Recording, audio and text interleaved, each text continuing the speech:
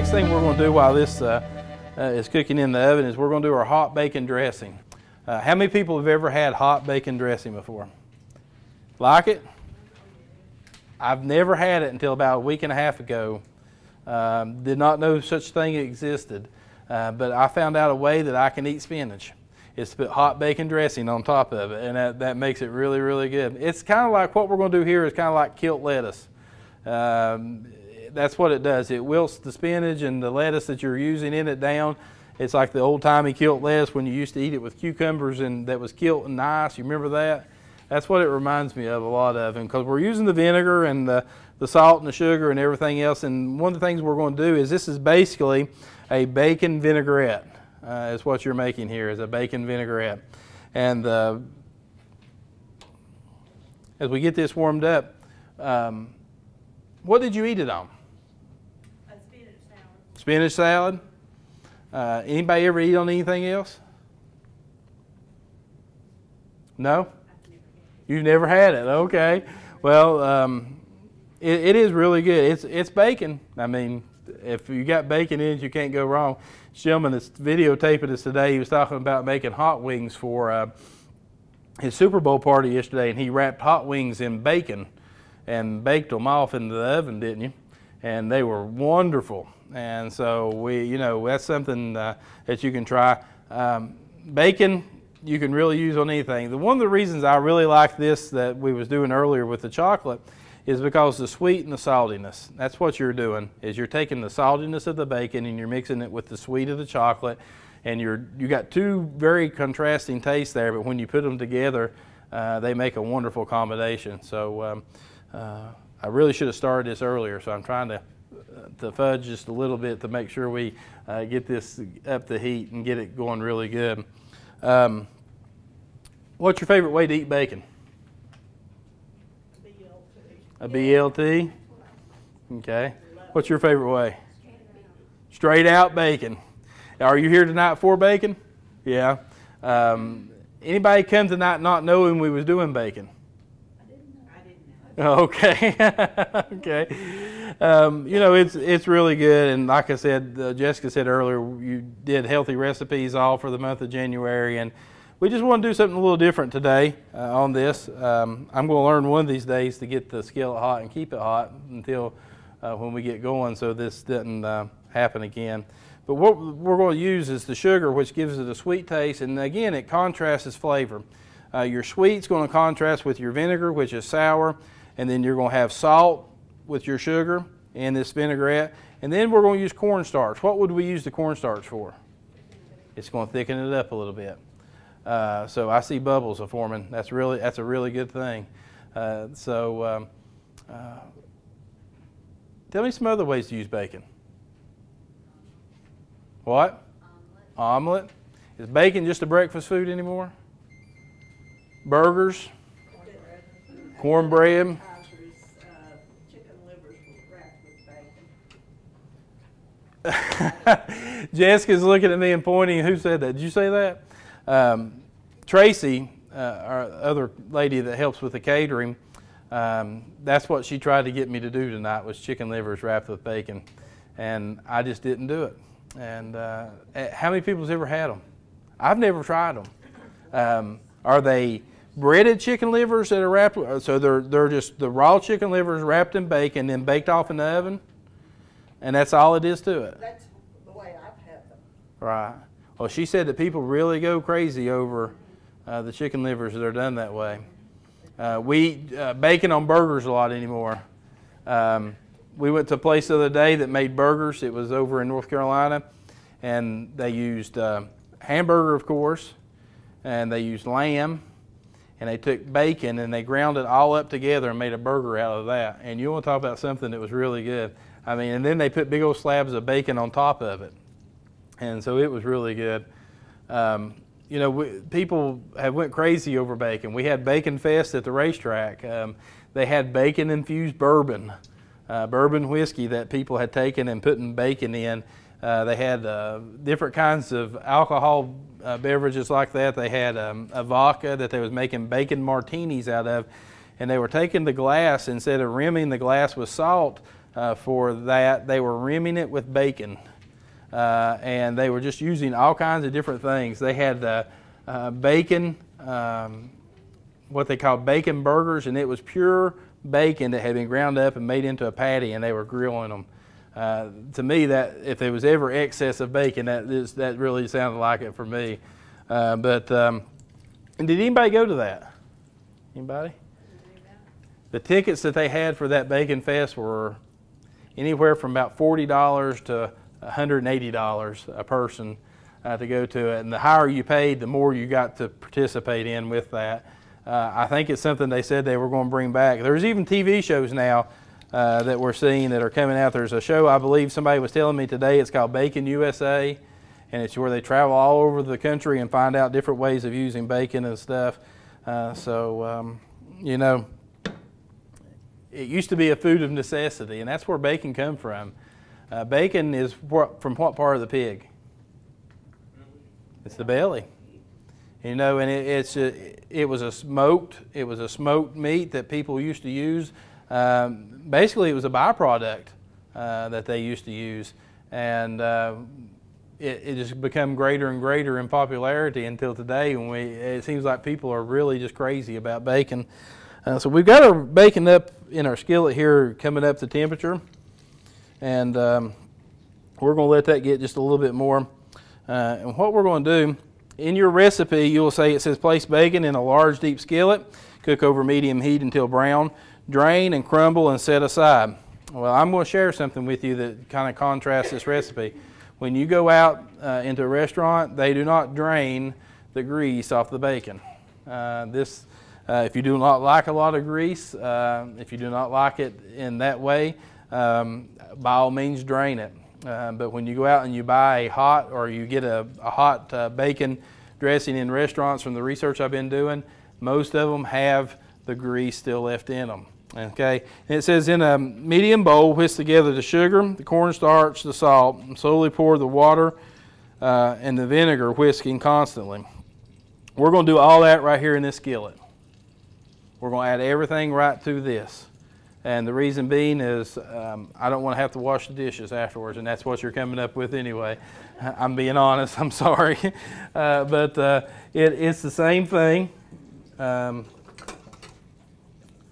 So what we're going to do is, now that we're up to heat on our, we're going to go ahead and take our sugar, and it calls for 1.5 cups of sugar. I've asked you this before, I'll see if you remember. If you're baking or cooking with sugar, it is considered a dry or wet ingredient. What would you consider? Look at it. It's wet though. Anytime you ever cook with sugar, and it says to place all your wet ingredients into a container and mix thoroughly, sugar will go into that container, because the way it dissolves is what they're coming across on. So we're going to mix this up. And you can adjust this to your liking too. If you like something that's a little more sour, you like a little more vinegar taste into it, you can by all means add that. We're going to add our salt into this. And we're not going to add a whole lot of salt. That looks like a lot, but it's not. That's just about a teaspoon of salt that you're adding in there. You don't add a lot of salt. Why? Because you've already got the bacon. You've already got the bacon in there that's salty, and you're using that. And then we're going to add our cornstarch. And what the cornstarch does, as we said earlier, is it thickens up. Now, once you add this cornstarch, folks, you're basically making a roux. With the grease that is in the bacon and the cornstarch, you're making a roux, and you're going to want to stay on it, because if you don't, it can burn very quickly, and you want to spread it out evenly. And you want to stay to stirring as much as you can and get that incorporated. A lot of people use flour. If you use flour, that's fine.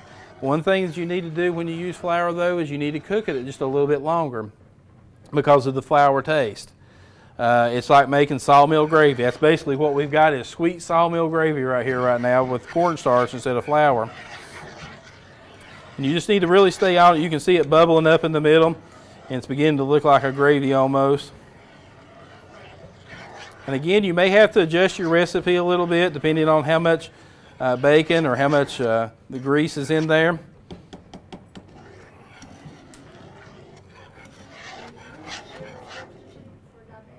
Do what? Would a sugar substitute be okay? Yes. You know, I am a diabetic. This is not a good thing for me. This is cholesterol and sugar. This is. It will not. Now, one of the things that I found, me personally, Splenda. Splenda to me is like sugar. Splenda is a derivative of sugar. It's a product that comes from the sugar product itself. So it still affects my sugar. There are different things out there now. I think the stevia plant that they've come up with, now it does not affect my sugar like the Splenda does. They've come out with baking granules of that now. It's a bleached white baking granule. When I first started using stevia, it was a brown powder. It's just a brown sweet powder that you used to get in spices. But stevia would be a really good thing to use for the diabetics doing this. With this chocolate covered bacon, if anybody's got cholesterol or diabetes problems, because they usually go hand in hand, it's not good. So I try to stay away from that. But you know, if I crave something like this, this is a really good treat for that because it's little pieces and the little piece will satisfy you. And it's so rich and so concentrated that it does that. So we've got everything. You see how it's thickened up a little bit. So we're getting ready to add our other ingredients. We're going to add our vinegar in. It calls for a half a cup of white vinegar. Now, like I said, you can use more, you can use less. Oh, we got a good heat going. I need to check our jalapenos here real quick. Yeah, we got just a couple more minutes on that.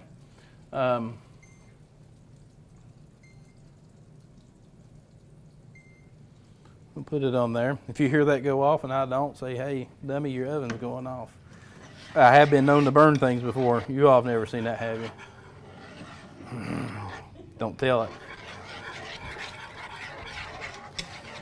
Then what we're going to do is we're going to add just a little bit of water in also. Okay, now once you add that vinegar and you add that water in, it's going to stabilize your cornstarch enough to where you don't have to stir constantly, but you want to get it good and incorporated. And what we're going to basically do is just bring this to a boil. And then it's going to thicken up as it comes to boil, and then we're going to put it over our salad. Jessica, I probably need a smaller bowl. I'm really worried about pouring it in here on this plastic with it as hot as it's going to get. Do we have anything underneath me? Okay.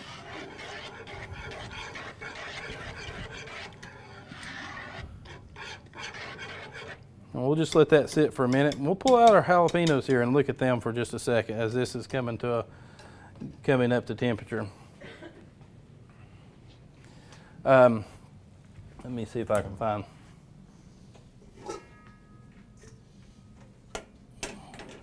That'll work. Can you smell the vinegar cooking? Vinegar is a wonderful thing. It can be used in so many different ways. Downstairs at night when we clean our grills and different things, you can put vinegar on the grills and the acid from it'll be really good for a cleaning agent like that. Sometimes you put just a little bit more than what you really think you need, because when the hot hits it, what's going to happen? It's going to wilt it down. So we're going to add a little bit here in just a second. We're going to add a little bit more here in just a second, and then we'll see how it looks, and then we may add some more on top of it. Any other questions? Anybody? You're all a quiet bunch tonight. We talked too much before we started, didn't we? Yeah. Well, I tend to like balsamic vinegar. Mm-hmm. Yeah. You can use balsamic vinegar in it. It's a richer flavor to it. I guess this style here is more of a country style, an American country style instead of the Italian style, but you can use balsamic vinegar in it.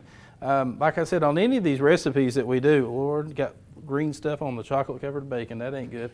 Anytime you do any of these recipes, I mean, just use your imagination. People think because it's on a recipe that you cannot do it any other way. And I'm just here to tell you that if I have the tendency to try something new, I'm going to do it. And if it's the worst that can happen is it's not going to be any good, and you can go back to the way it was. So everybody's tastes are a little bit different. And so what we're going to do is go ahead and add this on. It looks like it's come to a good boil.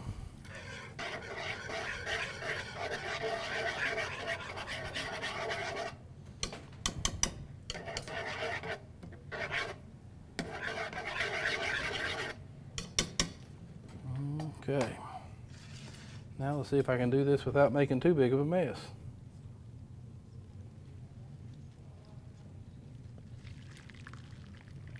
And you can see right away that the lettuce and spinach and everything that's there is just wilted down. And we're going to take it and we're just going to mix it up really good. I think for the number of people we have here tonight that this will work sufficiently.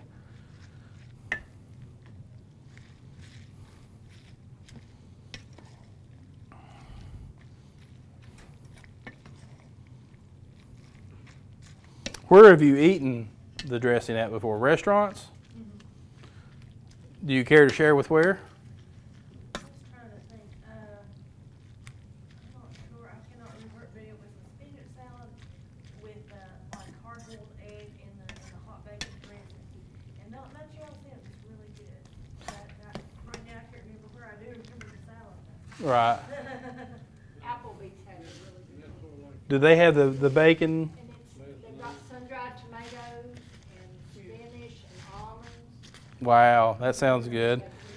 Yeah, and the reason I'm not putting a lot of that stuff in there tonight is because we don't know doing this who has nut allergies or who might have this. So we're just going to sample it tonight with just the spinach that's here. But there you go. Like I said, you can use your imagination. Oh yeah. Put anchovies would be good on. I don't know how many people here like anchovies. Anybody like anchovies? Anchovies, Jessica apparently does not like anchovies. Anchovies are a little salty fish, and I love them. When you make Caesar dressing, do you realize that Caesar dressing in most places has ground up anchovies in them? And most people really like Caesar dressing. I'm not a big Caesar dressing fan, but I like anchovies on pizza. A lot of people kind of steer away from that. So here's our hot spinach, or excuse me, our hot bacon dressing on our spinach salad. And that's what there's no onions in this, folks. A lot of people have allergies to onions. There's no onions in there. It's just a little bit of spring mixed greens with spinach. It's just a little spinach salad is all that is. Makes it good though. Do what? If you're an onion eater, it makes it good. Oh, onions would be really good in there. Even take some onions before you do that. Maybe caramelize some onions and a little bit of olive oil. You could take, like you was talking about, the almond slithers. You know, I really would steer away from tomatoes and stuff like that because when you start adding tomatoes into the hot, it might get a little slimy. Those sun-dried tomatoes, once they pour that warm bacon Right. on, it gives it the Right. texture. And the sun-dried tomatoes are a lot like these peppers here. You see how they're just kind of hard, and you can reconstitute them with water. Peppers on this. You like jalapenos? Use the jalapeno peppers on it. Bell peppers, anything like that. Cucumbers, you know, like kilt lettuce. If you put cucumbers on there and do something like that, it'd be like a pickle almost, I would assume. So like I said earlier, use your imagination. These are our recipes for the day, and I hope you all have enjoyed being here. I hope you enjoy the food that we're getting ready to try. If you've got any questions at all and you don't want to ask in front of everybody, feel free to approach me and ask me about it. And we will take everything, get it set up at the back, and you're welcome to try. So thank you all for coming.